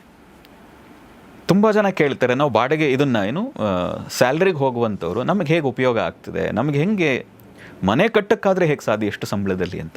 ನಾನು ನೋಡಿದ್ದೀನಿ, ಅಷ್ಟೇ ಸಂಬಳ ತಗೊಂಡು ನಾನು ಕಣ್ಣಾರೆ ನೋಡಿರುವಂಥದ್ದು. 15 ವರ್ಷಗಳಿಂದ ಈ ಥರದ್ದು ಅಬ್ಸರ್ವ್ ಮಾಡಿದ್ದೀನಿ ನಾನು. 15 ವರ್ಷಗಳಿಂದ ಅಬ್ಸರ್ವ್ ಮಾಡಿದ್ದೀನಿ. ಅಷ್ಟೇ ಸಂಬಳ ತಗೊಳ್ಳುವಂಥ 2 ಟೀಚರ್ ಮನೆ ಕಟ್ಟಿ, ಒಂದು ಮನೆಯಲ್ಲಿದ್ದು ಇನ್ನೊಂದು ಮನೆ ಮೇಲೆ ಕಟ್ಟಿ, ಅದನ್ನು ಕಷ್ಟಪಟ್ಟು ಅದನ್ನು 2 ಮನೆ ಮಾಡಿ ಬರೋ ಬಾಡಿಗೆಗಳನ್ನೇ ಇಂಪ್ರೂವ್ ಮಾಡ್ಕೊಳ್ತಾ 4 ಮನೆ ಬಾಡಿಗೆ ಕೊಟ್ಟಿದ್ದಾರೆ. ಅದೇ ಅವರದೇ ಸ್ನೇಹಿತ ಇನ್ನೊಬ್ಬ ಟೀಚರ್ ಇವತ್ತಿಗೂ ಬಾಡಿಗೆ ಮನೆಯಲ್ಲಿದ್ದಾರೆ. ಹೇಗೆ ಸಾಧ್ಯ ಇದು? ಅವ್ರಿಗೂ 2 ಹೆಣ್ಮಕ್ಳು, ನಾನು ನೋಡಿದವ್ರಿಗೂ 2 ಹೆಣ್ಮಕ್ಳು, ಮನೆ ಕಟ್ಟಿದವ್ರಿಗೂ 2 ಹೆಣ್ಮಕ್ಳು. ಅವ್ರಿಗೂ ಚೆನ್ನಾಗೂ ಮದುವೆ ಮಾಡಿದರು. ಇವರು ಇನ್ನೂ ಸಾಲ ಮಾಡಿ ಮದುವೆ ಮಾಡಿ ಅದರಲ್ಲೇ ಒದ್ದಾಡ್ತಾ ಇದ್ದಾರೆ. ಹೇಗೆ ಸಾಧ್ಯ ಇದು? ಅಂದರೆ ಮನಿ ಫ್ಲೋ ಆಗಬೇಕು. ಎಸ್, ಅಂದರೆ ನಮ್ಮ ಮೆಂಟಾಲಿಟಿ ಏನಿದೆ ಅದು ಚೇಂಜ್ ಆಗಬೇಕು. ಎಲ್ಲೋ ಮಿಸ್ ಆಗ್ತಾ ಇದೆ, ಎಲ್ಲಿ ಮಿಸ್ ಆಗ್ತಾ ಇದೆ, ನಾವು ಅದನ್ನು ಇಂಪ್ರೂವ್ ಮಾಡ್ಕೊಳ್ಳೋದು ಹೇಗೆ, ಅದರ ಜೊತೆಗೆ ಏನೇನನ್ನು ಅಳವಡಿಸ್ಕೊಂಡ್ರೆ ನಮಗೂ ಮನೆ ಕಟ್ಟಕ್ಕೆ ಸಾಧ್ಯ, ಐಶ್ವರ್ಯವನ್ನು ಹೊಂದಲಿಕ್ಕೆ ಸಾಧ್ಯ, ಆರೋಗ್ಯವನ್ನು ಚೆನ್ನಾಗಿ ಇಟ್ಕೊಳ್ಳೋಕೆ ಸಾಧ್ಯ. ಏನಾಗ್ತಿದೆ, ಹಣ ಇಲ್ಲ, ಸಾಲಗಳನ್ನೇ ಮಾಡಿಕೊಂಡು ಹೋದರೆ ಅದು ಶೂಲವಾಗಿ ನಮ್ಮಲ್ಲಿ BP ಶುಗರ್ ಹೆಚ್ಚು ಮಾಡ್ತದೆ, ಟೆನ್ಷನ್ ಜಾಸ್ತಿ ಆಗ್ತದೆ. ಈ ತಿಂಗಳು ಹೆಂಗಪ್ಪ EMI ಕಟ್ಟಲಿ. ಅದಕ್ಕೆ ನಮಗನ್ನಿಸ್ತು ನಮ್ಮ ಕೈಲಾದಂಥ ಒಂದು ಮಾರ್ಗದರ್ಶನ. ಹಾಂ, ನಾವು ಹೇಳೋದು 100ಕ್ಕೆ 100 ಜನಕ್ಕೆ ಇದು ಉಪಯೋಗ ಆಗ್ತದೆ. ಅದು ನಮ್ಮ ಕೈಲಿಲ್ಲ. ಯಾಕೆ? ನಾವು ಎಷ್ಟು ಪ್ರಾಮಾಣಿಕವಾಗಿ ಶ್ರದ್ಧೆಯಿಂದ ಕೊಡ್ತೀವೋ. ನಾ ಹೇಳಿದ್ನಲ್ಲ, 4 ಜನ ಟೀಚರ್ ನೋಡಿದ್ರೆ ಅದೇ ಗೌರ್ಮೆಂಟ್ ಸಂಬಳ ತೊಗೊಂಡು ಇಬ್ಬರು ಮನೆ ಕಟ್ಟಿದ್ದಾರೆ, ಇಬ್ಬರು ಹಾಗೇ ಇದ್ದಾರೆ. ಆದರೆ ಅದನ್ನು ಸರಿಯಾಗಿ ಉಪಯೋಗಿಸ್ಕೊಳ್ಳೋಕೆ ಬರಬೇಕು. ಹಾಗೆ ನಾವು ಕೊಟ್ಟ ವಿದ್ಯೆ, ನಾವು ಕೊಟ್ಟ ಜ್ಞಾನ ಏನಿದೆ ಅದನ್ನು ಸರಿಯಾಗಿ ನಿಮಗೆ ಬಳಸ್ಕೊಳ್ಳೋಕ್ಕಾದರೆ, ಶ್ರದ್ಧೆಯಿಂದ ಅದನ್ನು ಅನುಷ್ಠಾನ ಮಾಡೋಕ್ಕೆ ಸಾಧ್ಯ ಆದರೆ ಖಂಡಿತವಾಗಿಯೂ ನೀವು ಹಣದಲ್ಲಿ ಸ್ವತಂತ್ರರಾಗ್ತೀರಿ. ಮತ್ತು ಹಣವನ್ನು ಚೆನ್ನಾಗಿ ಇಟ್ಕೊಂಡು ನಿಮ್ಮ ಆರೋಗ್ಯವನ್ನು ವೃದ್ಧಿಯಾಗಿ ಮಾಡಿ ಆಧ್ಯಾತ್ಮಿಕವಾಗಿ ಉನ್ನತಿಯನ್ನು ಗಳಿಸಲಿಕ್ಕೆ ಈ ಲಕ್ಷ್ಮೀ ರಹಸ್ಯ ಮಹಾಸಾಧನ ಖಂಡಿತವಾಗಿ ಸಹಾಯ ಮಾಡ್ತಿದೆ. ಆದರೆ ಲಕ್ಷ್ಮಿ ಚಂಚಲೆ ಅಂತ ಹೇಳ್ತಾರಲ್ಲ, ಅವಳು ಇದ್ದ ಕಡೆ ಇರೋದಿಲ್ವಾ? ಇದ್ದ ಕಡೆ ಯಾಕೆ ಇರಲ್ಲ ಅಂತ ಹೇಳಿದ್ರೆ, ನಿಮ್ಮ ಮನಸ್ಥಿತಿ ಏನು, ನಿಮ್ಮಲ್ಲಿ ಮಾತ್ಸರ್ಯ, ನಿಮ್ಮಲ್ಲಿ ಕ್ರೋಧ, ನಿಮ್ಮಲ್ಲಿ ಲೋಭ ಯಾರಲ್ಲಿ ಹೆಚ್ಚಿದೆಯೋ ಅವರ ಹತ್ರ ಲಕ್ಷ್ಮಿ ನಿಲ್ಲಲ್ಲ ಅಂತ ನಾವು ಅದಕ್ಕೆ ಹೇಳ್ತೀವಿ. ಲಕ್ಷ್ಮಿ ಚಂಚಲೆಯಲ್ಲ, ನಿಮ್ಮ ಮನಸ್ಸು ಚಂಚಲ. ಆ ಕಾರಣಕ್ಕೆ ಅವಳು ನಿಲ್ಲಲ್ಲ ಬಿಟ್ಟು. ಲಕ್ಷ್ಮಿ ನಿಮ್ಮನ್ನು ನೋಡಿ, ಯಾವುದೇ ತಾಯಿ ಬಿಟ್ಟು ಇನ್ನೆಲ್ಲ ಹೋಗಬೇಕು ಅಂತ ಯೋಚನೆ ಮಾಡಲ್ಲ. ಹಾಗೂ ಹೋಗ್ತಾಳೆ ತಾಯಿ ನಮ್ಮನ್ನು ಬಿಟ್ಟು ಹೋಗ್ತಾಳೆ ಅಂದರೆ ಅಲ್ಲಿ ನಮ್ಮದೇನೋ ದೋಷ ಇದೆ ಅಂತ. ಅದನ್ನು ಸರಿ ಮಾಡ್ಕೋಬೇಕು. ಅದು ಸರಿ ಮಾಡ್ಕೊಳ್ಳೋದು ಹೇಗೆ, ಲಕ್ಷ್ಮೀ ರಹಸ್ಯ ಸಾಧನದಲ್ಲಿ ಗೊತ್ತಾಗ್ತದೆ ಅಂತ. ಹಾಗಾದ್ರೆ ಬದಲಾವಣೆ ನಾವು ಆಗಬೇಕು ಎಲ್ಲದ. ಖಂಡಿತ ನಾ ಹೇಳ್ತೀನಿ, ನಿಮ್ಮ ಮನಸ್ಸು ಬದಲಾಯಿಸ್ಕೊಳ್ಳಿ. ಜೀವನದಲ್ಲಿ ಖಂಡಿತವಾಗೂ ಹಣ ಬರ್ತದೆ, ನೀವು ಯಾವುದೇ ಸ್ಥಿತಿಯಲ್ಲಿರಿ. ನಾವು ನಮ್ಮ ವೈಯಕ್ತಿಕವಾಗೂ ನಾವು ನೋಡಿದ್ದೀವಿ. ನಾನು ಮೊದಲೇ ಹೇಳಿದ ಹಾಗೆ 10 ವರ್ಷಗಳ ಹಿಂದೆ ನಾನು ತುಂಬ ಸರಿ ಹೇಳಿದ್ದೀನಿ, ಯಾರೋ ಒಬ್ಬರು ಟೀಚರೇ, ಪ್ರೈವೇಟ್ ಟೀಚರ್ ಆಗಿದ್ದರು, ನನಗೆ ಅತ್ಯಂತ ಗೊತ್ತಿತ್ತು. ಅವರು ಆದರೆ ತುಂಬ ಕಷ್ಟದಲ್ಲಿ ಒದ್ದಾಡ್ತಾ ಇದ್ದರು. ಒಂದು ದಿನ ನಾವು ನವರಾತ್ರಿಯ ಸಮಯದಲ್ಲಿ ನವಮಿಯ ದಿನ ಕರೆದು ಒಂದ್ಸರಿ ಬನ್ನಿ ನೀವು ನೋಡೋಣ ಅಂತ ಅವ್ರಿಗೆ ಇದೇ ಬೀಜಾಕ್ಷರ ಕೊಟ್ಟು ಪ್ರಯತ್ನ ಮಾಡಿ, ನಮಗನ್ನಿಸ್ತಾ ಇದೆ ಇದರಿಂದ ಉಪಯೋಗ ಆಗ್ತದೆ. ಅವರು ಒಂದೇ ವರ್ಷದಲ್ಲಿ ಹೇಳಿದರು, ಅಕೌಂಟಲ್ಲಿ ಹಣ ಇರಲಿಲ್ಲ, 2 ಲಕ್ಷ ಡೆಪಾಸಿಟ್ ಮಾಡಿಕೊಂಡ್ರು, ಬಸ್ಸಲ್ಲಿ ಓಡಾಡ್ತಾ ಇದ್ದರು, ಸ್ಕೂಟಿ ಬಂತು, ಕೆಲಸ ಹೋಗಿತ್ತು, ಕೆಲಸ ಬಂತು. ಅದಾದಮೇಲೆ ಏನಾಯ್ತು ಗೊತ್ತಿಲ್ಲ ನನಗೆ. ಆದರೆ ನಮ್ಮ ಕಣ್ಣ ಮುಂದೆಯೇ ಸಾಕಷ್ಟು ಜನರಿಗೆ ನಾವೇನು ಕೊಟ್ವು ಅವರ ಜೀವನದಲ್ಲಿ ಪರಿವರ್ತನೆ ಆಗಿದೆ. ಮತ್ತು ಅವರು ಅಷ್ಟೇ ಶ್ರದ್ಧೆಯಿಂದ ಅದನ್ನು ಅನುಷ್ಠಾನ ಮಾಡಿದ್ದಾರೆ. ನಾವು ಹೇಗೆ ಹೇಳಿದ್ವೋ ಅದೇ ರೀತಿಯಾಗಿ ಅವರು ಅನುಷ್ಠಾನ ಮಾಡಿದ್ದಾರೆ. ಆ ಕಾರಣದಿಂದಾಗಿ ನೋಡಿ, ತುಂಬ ಸರಿ ನಾವು ಕಷ್ಟಪಡ್ತೀವಿ, ಕಷ್ಟಪಟ್ಟ ತಕ್ಷಣ ಹಣ ಬರಲ್ಲ. ಹಾಗೆ ಕಷ್ಟಪಟ್ಟು ಹಣ ನಮಗೆ ಬರುವಾಗಿದ್ದಿದ್ರೆ ಕತ್ತೆ ಇವತ್ತು ತುಂಬ ಚೆನ್ನಾಗಿರ್ತಿತ್ತು. ಆದರೆ ಕುದುರೆ ಚೆನ್ನಾಗಿರುವಷ್ಟು ಕತ್ತೆ ಚೆನ್ನಾಗಿಲ್ಲ, ಅದು ಇನ್ನೂ ಕಷ್ಟಪಡ್ತಾ ಇದೆ. ಅಂದರೆ ಅಲ್ಲಿ ಏನೋ ವ್ಯತ್ಯಾಸ ಮಾಡ್ಕೋಬೇಕಾಗಿದೆ. ನಮ್ಮ ಜೀವನದಲ್ಲಿ ಒಂದಷ್ಟು ಸುಧಾರಣೆಗಳನ್ನು ತರಬೇಕಾಗಿದೆ, ಏನನ್ನು ಸೇರಿಸ್ಕೋಬೇಕಾಗಿದೆ, ಒಂದಷ್ಟನ್ನು ಬಿಡಬೇಕಾಗಿದೆ. ನಾವು ಒಂದಷ್ಟು ಅಭ್ಯಾಸವನ್ನು ಬಿಡಬೇಕಾಗಿದೆ, ಒಂದಷ್ಟು ಅಭ್ಯಾಸಗಳನ್ನು ಸರಿಯಾದ ರೀತಿಯಾಗಿ ಜೋಡಿಸ್ಕೋಬೇಕಾಗಿದೆ. ಈ ರೀತಿಯ ಬದಲಾವಣೆಗಳನ್ನು ಮಾಡಿಕೊಂಡಾಗ ಒಬ್ಬ ಸಾಮಾನ್ಯ ಕೂಡ ಶ್ರೀಮಂತನಾಗಬಲ್ಲ ಎಲ್ಲ ಸಾಧ್ಯತೆಗಳು ಇದೆ. ಆದರೆ ನೀವು ಆಗ ಹೇಳಿದ್ರಿ ಮಾತಾಡುವಾಗ, ಅಹಂಕಾರ ಯಾರಿಗಿರುತ್ತೋ, ಕೆಟ್ಟತನ ಇರುತ್ತೋ ಅವ್ರ ಜೊತೆ ಲಕ್ಷ್ಮಿ ನಿಲ್ಲೋದಿಲ್ಲ ಅಂತ. ಬಟ್ ನನಗೆ ತುಂಬ ಕ್ಯೂರಿಯಸ್, ಯಾರು ಕೆಟ್ಟದ್ದು ಜಾಸ್ತಿ ಮಾಡ್ತಾರೆ ಅವ್ರ ಜೊತೆನೇ ಲಕ್ಷ್ಮಿ ಇರುತ್ತಲ್ಲ, ದುಡ್ಡು ಅವ್ರ ಜೊತೆನೇ ಜಾಸ್ತಿ ಇಲ್ಲ. ನೀವು ಯಾರನ್ನ ಹೇಗೆ ಕೌಂಟ್ ಮಾಡ್ತೀರಿ, ಕೆಟ್ಟದ್ದನ್ನೇ ಮಾಡ್ತಾರೆ. ನಾವು ನೋಡಿದಾಗ ಹುಲಿ ಕೆಟ್ಟದ್ದು ಮಾಡ್ತಾ ಇದೆ ಅಂತ ನಮಗನ್ನಿಸ್ತದೆ, ಅದು ಬೇಟೆ ಆಡಿ ತಿಂತಾ ಇದೆ, ಅದು ಕೆಟ್ಟದ್ದೇ ಮಾಡ್ತಾ ಇದೆ ಅಂತ ನಾನು ಕೂತು ಹೇಳ್ತೀನಿ. ಆದರೆ ಹುಲಿಯ ಸ್ಥಾನದಲ್ಲಿ ನಿಂತು ನೋಡಿದಾಗ ಅದು ಬೇಟೆ ಆಡೇ ತಿನ್ನಬೇಕು, ಪ್ರಕೃತಿಯ ನಿಯಮ ಅದು ಅಲ್ವಾ. ಹಾಗೆ ನೀವು ಯಾರನ್ನ ಹೇಗೆ ನಾವು ನಮ್ಮ ಕನ್ನಡಕ ಹಾಕಿ ಅವ್ರು ಕೆಟ್ಟದ್ದು ಮಾಡ್ತಾ ಇದ್ದಾರೆ, ಇವರು ಒಳ್ಳೆಯವರು ಹೇಗೆ ತೀರ್ಮಾನ ಮಾಡ್ತೀರಿ? ಯಾವ ತೀರ್ಮಾನದ ಮೇಲೆ ಅವರಿಗೆ ಕೆಟ್ಟದ್ದು ಮಾಡಿದ್ರು ಹಣ ಇದೆ, ಶ್ರೀಮಂತಿಕೆ ಇದೆ ಅಂತ ಹೇಗೆ ತೀರ್ಮಾನ ಮಾಡ್ತೀರಿ? ಮತ್ತು ನಾನು ತುಂಬ ಸರಿ ಹೇಳಿದ್ದೀನಿ, ಆ ರೀತಿಯಾಗಿ ಕೆಟ್ಟ ಗುಣಗಳನ್ನೇ ಇಟ್ಕೊಂಡವರು ನನಗೆ ಗೊತ್ತಿರೋ ಹಾಗೆ ಸಾಕಷ್ಟು ಜನ ಅವರ ಕಿಡ್ನಿ ಫೇಲ್ ಆಗಿದೆ, ಲೀವರ್ ಹಾಳಾಗಿದೆ, ಹಾರ್ಟ್ ಅಟ್ಯಾಕ್ ಆಗಿ ಒದ್ದಾಡಿಕೊಂಡು ಅವರು ಬೆಂಚ್ ಕಾರ್ನಲ್ಲೇ ಹೋಗ್ತಾ ಇದ್ದಾರೆ, ಮಾಲ್ಗಲ್ಲ ಆಸ್ಪತ್ರೆಗೆ. ವ್ಯತ್ಯಾಸ ಗೊತ್ತಾಗ್ತಾ ಇದೆಯಾ? ನಾವು ಅಂದ್ಕೊಳ್ತೀವಿ ಅವರು ಮಾಲ್ಗೆ ಹೋಗ್ತಾ ಇದ್ದಾರೆ, ನೋಡಿ ಎಷ್ಟು ಇಂಥ ಕಾರ್ನಲ್ಲಿ ಹೋಗ್ತಾ ಇದ್ದಾರೆ. ಆದರೆ ನೀವು ಅವ್ರ ಹಿಂದೆ ಫಾಲೋ ಮಾಡಿ ತುಂಬ ಸರಿ ಅಂಥ ಸಮಯಗಳಲ್ಲಿ ಆಸ್ಪತ್ರೆಗೆ ಹೋಗ್ತಾ ಇರ್ತಾರೆ, ಆದರೆ ನೀವು ಇಲ್ಲಿ ಕೂತು ಮಾತಾಡ್ತಾ ಇರ್ತೀರಿ. ಹೌದು. ಹಾಗಾಗಿ ಕೆಟ್ಟದ್ದು ಮಾಡಿದ ತಕ್ಷಣ ಅವ್ರೆಲ್ರಿಗೂ ಒಳ್ಳೇದೇ ಆಗಿದೆ. ಹಾಗೆ ಜಡ್ಜ್ಮೆಂಟ್ಗೆ ಹೋಗೋದು ಬಹಳ ಕಷ್ಟ. ಮತ್ತು ಅವ್ರು ಕೆಟ್ಟದ್ದನ್ನೇ ಮಾಡ್ತಾ ಇದ್ದಾರೆ, ಯಾವ ಆಧಾರದ ಮೇಲೆ ತೀರ್ಮಾನ ಮಾಡ್ತೀರಿ ಇದು ಕೆಟ್ಟದ್ದು ಅಂತ? ಆ ಪರ್ಸನ್ಗೆ ಅದು ಸರಿ ಇರ್ಬೋದು, ಅಥವಾ ಅವರ ಏನು ಉದ್ದಿಮೆ ಮಾಡ್ತಾ ಇದ್ದಾರೆ ಅಥವಾ ಏನು ಮಾರ್ಗದಲ್ಲಿದ್ದಾರೆ ಅದಕ್ಕೆ ಅಲ್ಲಿಗೆ ಸರಿ ಇರಬಹುದು. ಈಗ ಪೊಲೀಸ್ ಇಟ್ಕೊಂಡಾಗ ಗನ್ ಇಟ್ಕೊಂಡ್ರೆ ಅದು ಸರಿ ಇದೆ ಅಲ್ವಾ? ನಾವು ಅನ್ಕೊಂಡ್ರೆ ಇಲ್ಲ ಅದು ತಪ್ಪು ಆದರೆ ಕಳ್ಳರ ದೃಷ್ಟಿಯಿಂದ ಅದು ತಪ್ಪು. ಆದರೆ ನಮ್ಮ ದೃಷ್ಟಿಯಿಂದ ಪೊಲೀಸ್ ಹತ್ರ ಗನ್ ಇರಬೇಕು, ಆರ್ಮಿ ಹತ್ರ ಗನ್ ಇರಬೇಕು ಅಲ್ವಾ? ನೀವು ಕಳ್ಳ ಹೋಗ್ಬಿಟ್ಟಾದ್ರೆ ದೇವಸ್ಥಾನದ ಹತ್ರ ಪ್ರಾರ್ಥನೆ ಮಾಡ್ತಾನೆ, ಆ ಪೊಲೀಸ್ಗೆ ಏನಾದರೂ ಆಗಲಿ, ಆರ್ಮಿಯವ್ರಿಗೆ ಏನಾದರೂ ಆಗಲಿ ಅಂತ ಅವ್ರು ಪ್ರಾರ್ಥನೆ ಮಾಡ್ತಾರೆ. ಯಾಕೆ? ಇವ್ರು ಇರೋದ್ರಿಂದ ಅವ್ರಿಗೆ ಕಷ್ಟ ಆಗಿದೆ ಅಂತ.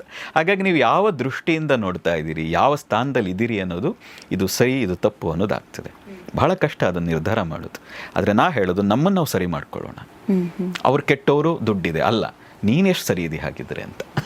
ಹಾಗಾದ್ರೆ ಶ್ರೀಮಂತಿಕೆನ ಅಳಿಯೋದು ಹೇಗೆ ಅನ್ನೋದು ಅಲ್ವಾ? ಶ್ರೀಮಂತಿಕೆ ಮನಸ್ಸಿನ ಮೇಲೆ ಅಳಿಯೋದು. ನೀವು ನೀಡ್ಸ್ ಅಲ್ಲಿ ಇದ್ದೀರಾ, ವಾಂಟ್ಸ್ ಅಲ್ಲಿ ಇದ್ದೀರಾ?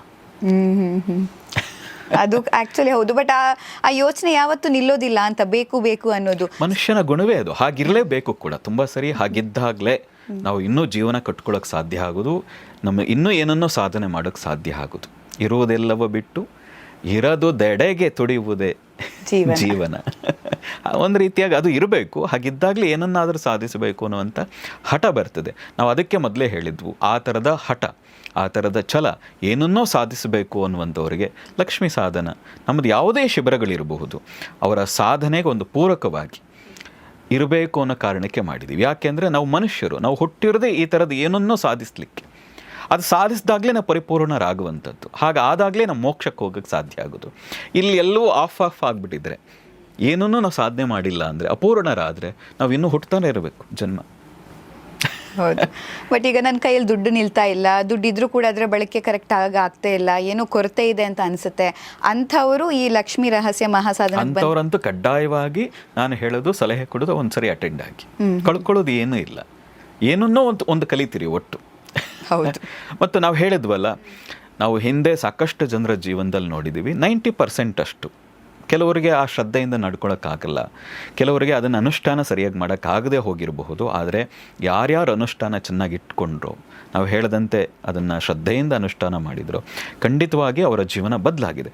ನಾವು ಇತ್ತೀಚೆಗೂ ಸಿಕ್ಕದಾಗೆಲ್ಲ ಕೇಳ್ತೀವಿ, ಈ ಸಾಧನೆಯಿಂದ ಏನಾಯಿತು? ಖಂಡಿತ ಉಪಯೋಗ ಆಯಿತು. ಎಷ್ಟೋ ಜನ ಹೇಳಿದ್ರು, ನನಗೆ ಪ್ರಮೋಷನ್ನೇ ಆಗಿರಲಿಲ್ಲ, ಪ್ರಮೋಷನ್ ಒಂದೇ ವಾರದಲ್ಲಿ ನನಗೆ ಬದಲಾವಣೆ ಆಯಿತು, ಎಲ್ಲೋ ನನಗೆ ಇಂಕ್ರಿಮೆಂಟ್ ಆಗಬೇಕಾಗಿತ್ತು, 6 ತಿಂಗಳಿಂದ ಆಗಿರಲಿಲ್ಲ, ಈಗ ಆಯಿತು, ಇನ್ಯಾವುದೋ ಹಣ ಬರಬೇಕಾಗಿತ್ತು, ನಿಂತು ಹೋಗಿತ್ತು, ಹಣ ಬಂತು. ಈ ಥರ ತುಂಬ ಉದಾಹರಣೆಗಳನ್ನು ಕಳೆದ ಬಾರಿ ಅಟೆಂಡ್ ಆದಂಥ ಸಾಕಷ್ಟು ಜನ ಕೊಟ್ಟಿದ್ದಾರೆ. ಅದರ ಆಧಾರದ ಮೇಲೆ ಅದೇ ವಿಶ್ವಾಸದಲ್ಲಿ ಹೇಳೋದಿದ್ದರೆ ಪ್ರತಿಯೊಬ್ಬರು ಈ ಒಂದು ವರ್ಕ್ಶಾಪನ್ನು ಉಪಯೋಗಿಸ್ಕೋಬೇಕು. ಮತ್ತು ನಮ್ಮ ವೈಯಕ್ತಿಕವಾಗೂ ಕೂಡ ನಾವು ಇಟ್ಟ ಗುರುವಿನ ಮೇಲಿನ ಶ್ರದ್ಧೆ ಇರ್ಬೋದು, ಆ ತಾಯಿಯ ಮೇಲಿನ ಶ್ರದ್ಧೆ ಇರ್ಬೋದು, ನಮ್ಮ ಜೀವನದಲ್ಲಿ ಸಾಕಷ್ಟು ಬದಲಾವಣೆಗಳನ್ನು ಕೊಟ್ಟಿರೋ ಕಾರಣದಿಂದಾಗಿ ನಮ್ಮ ಅನುಭವಕ್ಕೆ ಬರದೆ ನಾವು ಯಾವುದೇ ಕಾರಣಕ್ಕೂ ಪ್ರಪಂಚಕ್ಕೆ ಕೊಡೋ ಪ್ರಶ್ನೆಯೇ ಇಲ್ಲ. ನಮ್ಮಲ್ಲಿ ಅದೇನಾದರೂ ಉಪಯೋಗ ಆಗಿರಬೇಕು. ವೈಯಕ್ತಿಕವಾಗಿ ಅದು ನನಗೆ ಹೆಚ್ಚು ಪರಿಣಾಮವಾಗಿ ಒಂದು ಪರಿವರ್ತನೆ, ಅಂದರೆ ಅದರಲ್ಲಿ ಏನೋ ಚೇಂಜಸ್ ಆಗಿದೆ ಅಂದಾಗ ಮಾತ್ರ ನಾನು ಜನಕ್ಕೆ ಕೊಡುವಂಥದ್ದು. ಹಾಗಾಗಿ ನಮ್ಮ ವೈಯಕ್ತಿಕವಾಗಿ ಕೂಡ ಲಕ್ಷ್ಮೀ ಸಾಧನೆ ಬೇರೆಯವರಿಗೆ ಕೊಡೋದಕ್ಕೆ ಮುಂಚೆ ನಾನು ಒಂದಷ್ಟು ಕಾಲ ಅಭ್ಯಾಸ ಮಾಡ್ತೀನಿ, ಸಾಧನೆ ಮಾಡ್ತೀನಿ. ನಮ್ಮ ವೈಯಕ್ತಿಕವಾಗಿ ಆ ಪರಿಣಾಮ ಆಗಿದೆ, ಅದನ್ನು ಕಾರಣದಿಂದಾಗಿ ನಾನು ನಿಮಗೆ ಹೇಳ್ತಾ ಇದ್ದೀನಿ, ನೀವು ನಂಬಿದ್ರೆ ನಿಮ್ಮ ಜೀವನದಲ್ಲೂ ಆಗ್ತದೆ. ನಾನದು ವರ್ಕ್ಶಾಪ್ದು ಒಪಿನಿಯನ್ ಎಲ್ಲ ಕೇಳಿದೆ. ಕೆಲವರು ಹೇಳೋದು, ಅವರು ತುಂಬ ಎಷ್ಟು ಸ್ಯಾಟಿಸ್ಫೈಡ್ ಆನ್ಸರ್ ಆದರೆ ಮಾತಾಡ್ತಿದ್ದಾರೆ ಅಂದರೆ ಮನಸ್ಸಿಂದ ಮಾತಾಡ್ತಿದ್ರು, ನಮ್ಗೆ ತುಂಬ ಒಳ್ಳೇದಾಗಿದೆ, ಅದು ಹೇಳ್ಕೊಟ್ಟಿರೋ ವಿಧಾನ ಆಗಿರ್ಬೋದು. ಅಂಥದ್ದು ಏನು ಹೇಳ್ಕೊಟ್ರಿ ಇವ್ರುಗಳೇ? ಒಂದೆರಡು ಟಿಪ್ಸ್ ಹೇಳ್ಬೋದಾ, ಸೀಕ್ರೆಟ್ಸ್? ಏನಿಲ್ಲ, ಮೊದಲೇ ಹೇಳ್ದಂತೆ ಹಣ ಅನ್ನೋದು ಒಂದು ಮನಸ್ಥಿತಿ. ನೀವು ಮನಸ್ಸಿನಲ್ಲಿ ನಾನಿನ್ನೂ ಬಡವ, ನನ್ನ ಕೈಲಿ ಸಾಧ್ಯ ಇಲ್ಲ ಅನ್ನೋದು ಎಲ್ಲಿವರೆಗೆ ಇಟ್ಕೊಂಡಿರ್ತೀರಿ, ಅಲ್ಲಿವರೆಗೆ ನೀವು ಹಾಗೇ ಇರ್ತೀರಿ. ನೀವು ಮನಸ್ಸಿನಲ್ಲೇ ಮೊದಲು ಪರಿವರ್ತನೆ ಆಗಿ, ನಾನು ಹೇಳಿದ್ನಲ್ಲ ಮೊದಲೇ, ಶ್ರೀಮಂತಿಕೆ ಅನ್ನೋದು ಮನಸ್ಥಿತಿ. ನೀವು ಯಾರಿಗೂ ಹೋಲಿಸ್ಕೊಳ್ತೀರಿ? ಇವ್ರಿಗೂ ನಾನು ಇಷ್ಟು ಶ್ರೀಮಂತ ಅಂತ ಯಾರಿಗೂ ಹೋಲಿಸ್ಕೊಳ್ತೀರಿ? ನೀವು ಬೇರೆಯವ್ರಿಗೆ ಹೋಲಿಸ್ಕೊಂಡ್ರೆ ನೀವು ಬಡವರೇ ಆಗಿರ್ತೀರಿ. ನೀವು ಅಂಬಾನಿಗೆ ಹೋಲಿಸ್ಕೊಂಡ್ರೆ ಎಲ್ಲರೂ ಬೇರೆಯವರೆಲ್ಲ ಬಡವರೇ ಹಾಗಾದ್ರೆ ಅಲ್ವಾ? ಹಾಗಾಗಿ ಮೊದಲು ನಿಮಗೆ ನೀವು ಹೋಲಿಸ್ಕೊಳ್ಳಿ. ಎಸ್, ನಾನು ಮೊದಲಿಗಿಂತ ಈಗ ಹೇಗಿದ್ದೀನಿ, ಒಳ್ಳೆ ಬಟ್ಟೆ ಹಾಕ್ತಾ ಇದ್ದೀನ, ನೆನ್ನೆ ಹರಿದ ಬಟ್ಟೆ ಹಾಕ್ತಾ ಇದ್ದೀನಿ, ಇವತ್ತು ಒಳ್ಳೆ ಬಟ್ಟೆ ಹಾಕ್ತಾ ಇದ್ದೀನಿ, ನನಗೆ ಊಟವೇ ಇರಲಿಲ್ಲ, ಇವತ್ತು ಹೊತ್ತು ಊಟ ಸಿಗ್ತಾ ಇದೆ ಅನ್ನುವಂಥ ಮೊದಲು ಎಸ್ ನಾನು ಶ್ರೀಮಂತ, ನನಗಿದು ಸಾಧ್ಯ ಇದೆ ಅನ್ನುವಂಥದ್ದು ಒಂದು. ಎರಡನೇದು ಕೃತಜ್ಞತೆ. ಇಷ್ಟೆಲ್ಲ ಸಿಕ್ಕಿದೆ, ಇಷ್ಟೆಲ್ಲ ಸಿಗ್ತಾ ಇದೆ, ಉಸಿರಾಡ್ತಾ ಇದ್ದೀನಿ, ನೋಡ್ತಾ ಇದ್ದೀನಿ, ಕೇಳ್ತಾ ಇದ್ದೀನಿ, ಅರೆ ಇದಕ್ಕಿಂತ ಶ್ರೀಮಂತಿಕೆ ಇನ್ನೇನು ಬೇಕು ಅನ್ನುವಂಥ ಮೊದಲು ಕೃತಜ್ಞತೆಯೂ ಬಂದರೂ ಕೂಡ ಲಕ್ಷ್ಮಿ ನಿಮ್ಮ ಕಡೆಗೆ ಹರಿಲಿಕ್ಕೆ ಶುರು ಆಗ್ತದೆ. ಒಂದು ಗ್ರ್ಯಾಟಿಟ್ಯೂಡ್, ನಿಮಗೇನು ಸಿಗ್ತಾ ಇದೆ, ಏನು ಸಿಕ್ಕಿದೆ ಅದಕ್ಕೊಂದು ಕೃತಜ್ಞತೆ ಸಲ್ಲಿಸಿ. ನಮಗೆ ಬೆಳಗ್ಗೆ ಎದ್ದ ತಕ್ಷಣ ನಮಗೆ ನಮ್ಮ ಬಗ್ಗೆನೂ ಆಶ್ಚರ್ಯ ಆಗ್ತದೆ, ಅರೆ ಇವತ್ತು ಕಂಡುಬಿಟ್ಟೆ ನಾನು ಅಂತ. ಮತ್ತು ಇಷ್ಟೆಲ್ಲ ಸಿಗ್ತಾ ಇದೆಯಲ್ಲ ನಮ್ಮ ಜೀವನದಲ್ಲಿ, ಎಷ್ಟೆಲ್ಲ ನಮ್ಮ ಹಿಂದೆ ನೋಡಿದಾಗ ಇವತ್ತು ನೋಡಿದಾಗ ಏನೆಲ್ಲ ಹರಿದು ಬರ್ತಾ ಇದೆ, ಸಿಗ್ತಾ ಇದೆ. ನಾವು ಪ್ರತಿನಿತ್ಯ ಕೃತಜ್ಞತೆ ಹೇಳ್ತೀವಿ. ಮೊನ್ನೆ ಯಾರೋ ಒಬ್ಬ ಸಿಕ್ಕಿದ್ರು, ಅವ್ರು ಹೇಳಿದ್ರು ದೇವರು ಮರ್ತು ನನಗೆ ಕೊಟ್ಬಿಟ್ಟಿದ್ದಾನೆ ಅಂತ. ಅಷ್ಟು ಹಣ ಕೊಟ್ಬಿಟ್ಟಿದ್ದಾನೆ ನನಗೆ, ಅಷ್ಟು ಜಾಗ ಜಮೀನು ಸಂಪತ್ತು ಎಷ್ಟಿದೆ ಅಂದರೆ ಗುರುಗಳೇ, ಬಹುಶಃ ನನಗನ್ನಿಸ್ತದೆ ನನ್ನ ಯೋಗ್ಯತೆ ಮೀರಿ ಕೊಟ್ಬಿಟ್ಟಿದ್ದಾನೆ. ದೇವರು ನನಗೆ ಮರ್ತು ಕೊಟ್ಬಿಟ್ಟಿದ್ದಾನೆ, ನಾನು ಎಷ್ಟು ಕೃತಜ್ಞತೆ ಹೇಳಲಿ ಅಂತ. ನಿಮ್ಮಂಥವ್ರಿಗೆ ಬರೋದು ಅಂತ ಹೇಳಿದೆ. ನಿಮ್ಮಂಥವ್ರಿಗೆ ಹಣ ಹೆಚ್ಚು ಬರೋದು ಯಾಕೆ? ಅವ್ರಿಗೆ ಕೃತಜ್ಞತೆ ಇದೆ, ಎಷ್ಟು ಕೊಟ್ಟಿದ್ದಾನೆ ಅನ್ನೋ ಕೃತಜ್ಞತೆ ಇದೆ. ಅಯ್ಯೋ ಸಾಕು ಅನ್ನೋಷ್ಟು ಕೃತಜ್ಞತೆ ಇದೆ ಅವರಿಗೆ.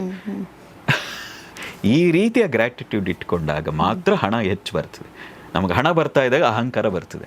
ತುಂಬಾ ಜನರಿಗೆ ಹಣ ಬರ್ತಾ ಇದ್ದಾಗ ಅಹಂಕಾರ ಬರ್ತದೆ. ಅಹಂಕಾರ ಬಂದಾಗ ಒಂದಿನ ಹೆಡವು ಬೀಳಲೇಬೇಕಾಗ್ತದೆ. ಅಹಂಕಾರ ಬಂದಾಗ ಅಲ್ಲಿ ಇರೋದಿಲ್ಲ ಲಕ್ಷ್ಮಿ, ಇರ್ತಾಳೆ, ಆದ್ರೆ ಅದನ್ನ ಸರಿಯಾಗಿ ವಿನಿಯೋಗಿಸೋದು ಗೊತ್ತಿಲ್ಲದೆ ಎಡವಿ ಒಂದ್ಸರಿ ಸರಿಯಾಗಿ ಬೀಳ್ತಾರೆ ಅವರು. ಒಂದೇ ದಿನಕ್ಕೆ ಬೀಳಲ್ಲ, ಒಂದಿನ ಬೀಳ್ತಾರೆ.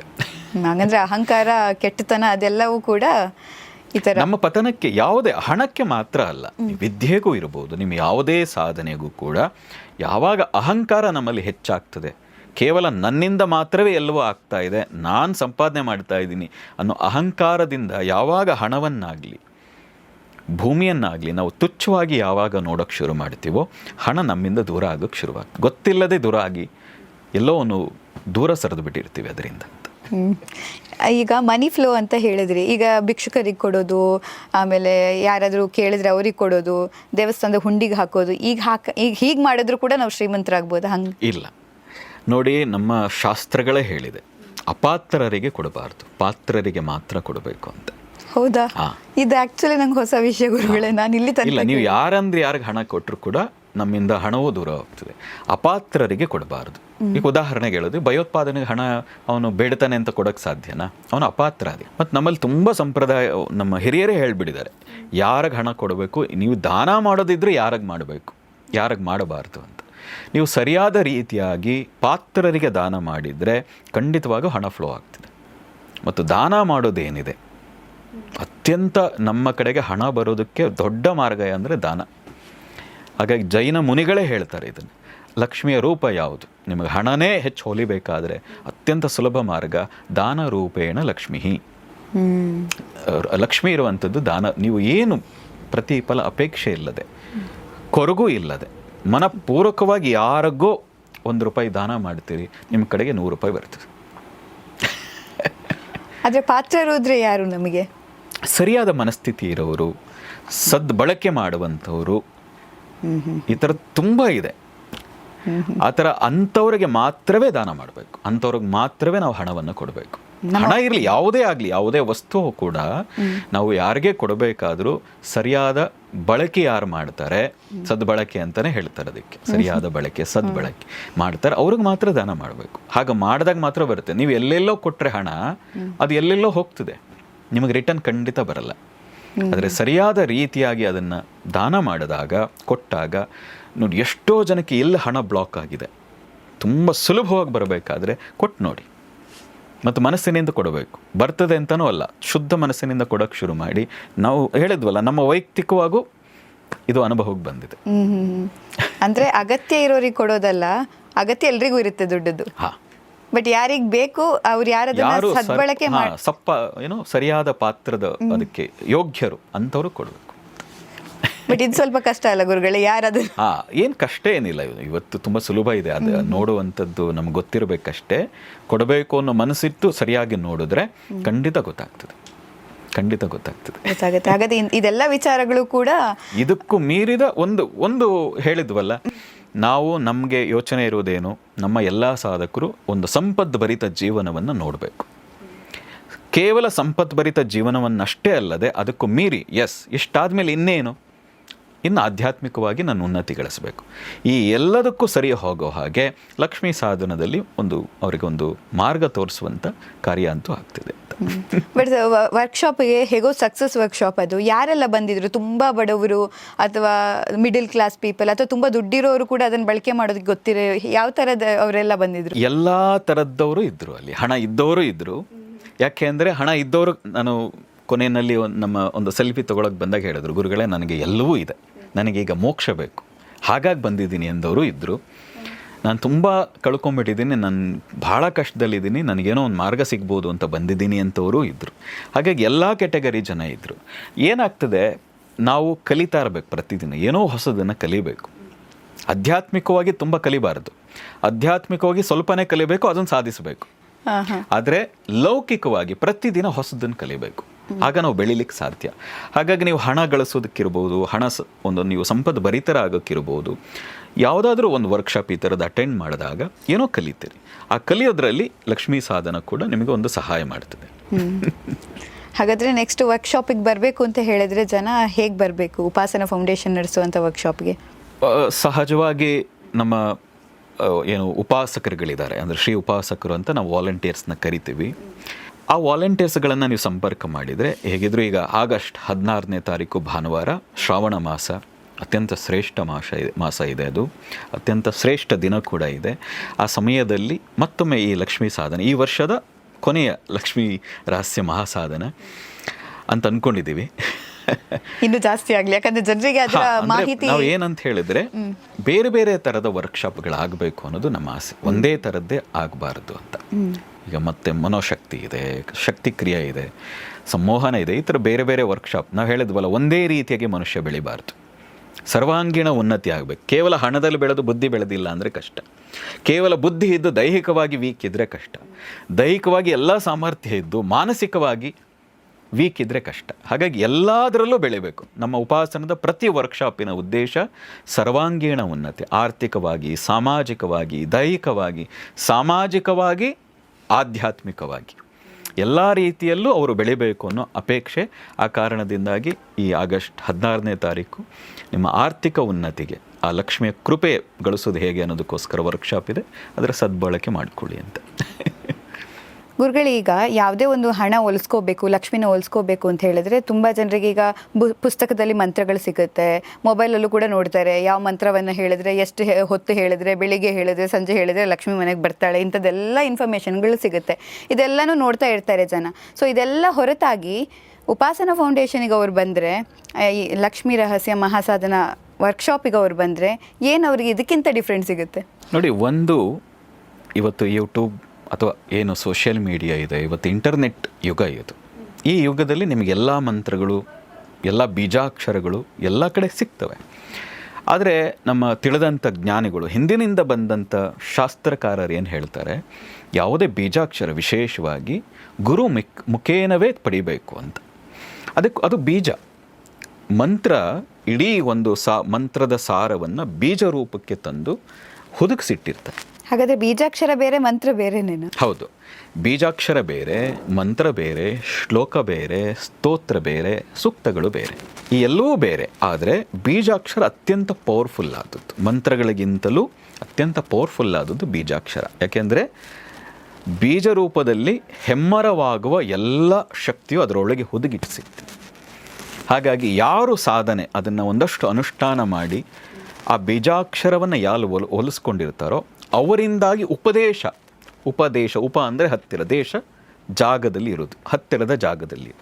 ಆ ಭಗವಂತನ ಹತ್ತಿರಕ್ಕೆ ಆಗಬೇಕಾದ್ರೆ ಮೊದಲು ಗುರುವಿನ ಹತ್ತಿರ ಕೂತು ಉಪದೇಶ ಪಡಿಬೇಕು.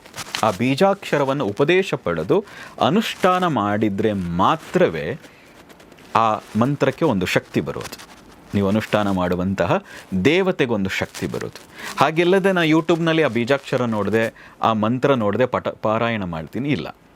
ನಮ್ಮಲ್ಲಿ ನಾಮವನ್ನು ಬೇಕಾದ್ರೆ ಪಾರಾಯಣ ಮಾಡ್ಬೋದು. ಓಂ ದುರ್ಗಾಯ ನಮಃ, ಯಾರು ಬೇಕಾದರೂ ಪಾರಾಯಣ, ಅದು ನಾಮಗಳ ನಾಮ. ಅದು ಓಂ ನಮಃ ಶಿವಾಯ ಯಾರು ಬೇಕಾದ್ರೂ ಹೇಳ್ಬೋದು, ಪಂಚಾಕ್ಷರಿ. ಅದನ್ನು ಕೆಲವು ಸರಿ ಉಪದೇಶ ಪಡಿಬೇಕು. ಆದರೆ ಓಂ ಸೇರಿಸಬೇಕಾದ್ರೆ ಆಗ ಗುರುವಿನಿಂದ ಉಪದೇಶ ಪಡಿಬೇಕು ಅಂತ ನಮ್ಮ ಹಿರಿಯರು ಹೇಳ್ತಾರೆ. ಹಾಗೆ ಈ ಲಕ್ಷ್ಮೀ ರಹಸ್ಯ ಮಹಾಸಾಧನದಲ್ಲಿ ಲಕ್ಷ್ಮಿಗೆ ಸಂಬಂಧಪಟ್ಟಂಥ ಒಂದು ಅತ್ಯಂತ ಪವರ್ಫುಲ್ ಆದಂಥ ಬೀಜಾಕ್ಷರ ಏನಿದೆ, ಆ ದಿನದಲ್ಲಿ ಉಪದೇಶ ಮಾಡ್ತೀವಿ ಬಂದಂಥವರಿಗೆ. ಉಪದೇಶ ಮಾಡೋದಕ್ಕಿಂತ ಮೊದಲು ಅವರ ಶರೀರ ಮತ್ತು ಮನಸ್ಸು ಶುದ್ಧಿ ಆಗಬೇಕು. ಅದಕ್ಕೆ ನಮ್ಮ ಹಿಂದಿನಿಂದ ಬಂದಂತಹ ಒಂದು ಶಾಸ್ತ್ರ ವಿಧಿ ಏನಿದೆ, ಆ ವಿಧಿಯ ಅನುಸಾರ ಒಂದು ಕುಂಭವನ್ನು ಸ್ಥಾಪನೆ ಮಾಡಿ ಅದಕ್ಕೊಂದಷ್ಟು ನದಿಗಳ ತೀರ್ಥವನ್ನು ಇಟ್ಟು ಅದಕ್ಕೊಂದು ಪೂಜಾ ಪದ್ಧತಿಯನ್ನು ಮಾಡ್ತಾರೆ. ಹಾಗೆಲ್ಲ ಮಾಡಿ ತೀರ್ಥವನ್ನು ಅವರಿಗೆ ಕೊಟ್ಟು ಅವರ ಪ್ರೋಕ್ಷಣೆ ಮಾಡಿ ದೇಹ ಶುದ್ಧಿ ಮತ್ತು ಮನಸ್ಸನ್ನು ಶುದ್ಧಿ ಮಾಡಿದ ನಂತರ ನಾವು ಉಪದೇಶವನ್ನು ಮಾಡ್ತೀವಿ. ಈ ಎಲ್ಲ ಕಾರಣದಿಂದಾಗಿ ಪಡೆದಂಥವರಿಗೆ ಅದರ ಪರಿಣಾಮ ಏನಿದೆ ವ್ಯಕ್ತವಾಗ್ತದೆ, ಗೊತ್ತಾಗ್ತದೆ.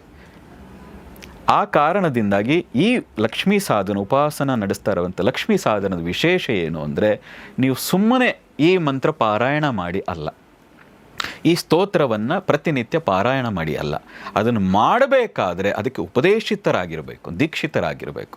ಆ ದೀಕ್ಷೆಯನ್ನು ಕೊಟ್ಟು ಉಪದೇಶವನ್ನು ಕೊಟ್ಟು ಅಲ್ಲಿಂದ ನೀವು ಈ ಸಾಧನೆ ಮಾಡ್ತಾ ಹೋಗಿ 1 ವರ್ಷದಲ್ಲಿ ನಿಮ್ಮ ಜೀವನ ಇವತ್ತು ಹೇಗಿತ್ತು ಇರಲ್ಲ, ಇನ್ನೂ ಬೇಗ ಆಗ್ತದೆ.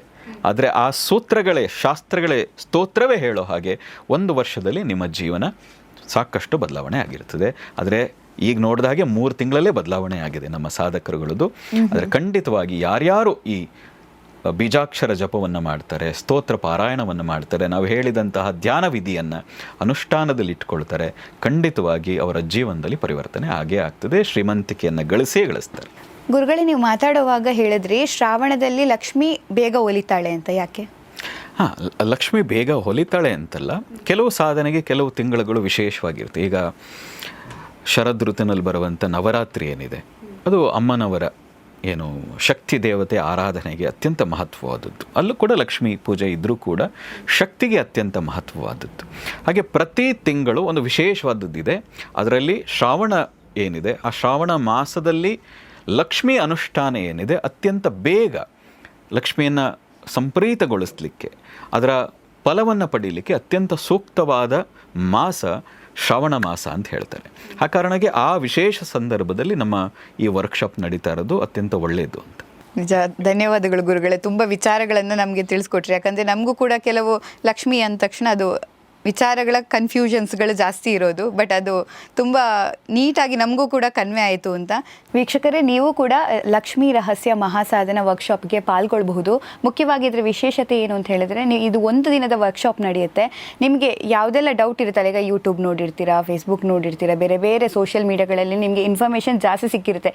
ಯಾವುದನ್ನು ಉಪಯೋಗ ಮಾಡ್ಕೋಬೇಕು, ಯಾವುದನ್ನು ಮಾಡಬಾರ್ದು, ಹೇಗೆ ಅದನ್ನು ಮಾಡಬೇಕು ಅನ್ನೋದು ಕೂಡ ನಿಮಗೆ ತುಂಬ ಕನ್ಫ್ಯೂಷನ್ ಇರುತ್ತೆ. ಆದರೆ ಈ ವರ್ಕ್ಶಾಪ್ ನೀವೇನಾದರೂ ಪಾಲ್ಗೊಂಡ್ರೆ ಒಂದೇ ದಿನದಲ್ಲಿ ನಿಮಗೆ ಅರ್ಥ ಆಗುವ ಹಾಗೆ ಸುಲಭ ರೀತಿಯಲ್ಲಿ, ನೀವು ಓದಿರೋರಾಗಿರ್ಬೋದು, ಓದದೇ ಇರೋರಾಗಿರ್ಬೋದು, ನಿಮಗೆ ಇಂಟ್ರೆಸ್ಟ್ ಇಲ್ಲ ಅಂದರೂ ಕೂಡ ಆ ಇಂಟ್ರೆಸ್ಟನ್ನು ತರಿಸುವಂತಹ ವರ್ಕ್ಶಾಪನ್ನು ಉಪಾಸನ ಫೌಂಡೇಶನ್ ಕಡೆಯಿಂದ ಮಾಡಲಾಗ್ತಾ ಇದೆ. ಹಾಗಾಗಿ ನೀವು ಅಲ್ಲಿಗೆ ಪಾಲ್ಗೊಳ್ಬೇಕು ಅಂತ ಹೇಳಿದ್ರೆ ಡಿಸ್ಕ್ರಿಪ್ಷನಲ್ಲಿ ಎಲ್ಲ ಡೀಟೇಲ್ಸನ್ನು ಕೊಟ್ಟಿದ್ದೀವಿ. ನೀವು ಅದಕ್ಕೆ ಕಾಂಟ್ಯಾಕ್ಟ್ ಮಾಡಿ ನಿಮ್ಮ ಎಲ್ಲ ಡೌಟ್ಗಳನ್ನು ಕ್ಲಿಯರ್ ಮಾಡಿ ಈ ವರ್ಕ್ಶಾಪ್ನಲ್ಲಿ ಪಾಲ್ಗೊಳ್ಬಹುದು. ಜೊತೆಗೆ ನಮ್ಮ ಈ ಮಾತುಕತೆ ನಿಮಗೆ ಇಷ್ಟ ಆದರೆ ಲೈಕ್ ಮಾಡಿ, ಶೇರ್ ಮಾಡಿ, ಕಮೆಂಟ್ ಮಾಡಿ. Thank you.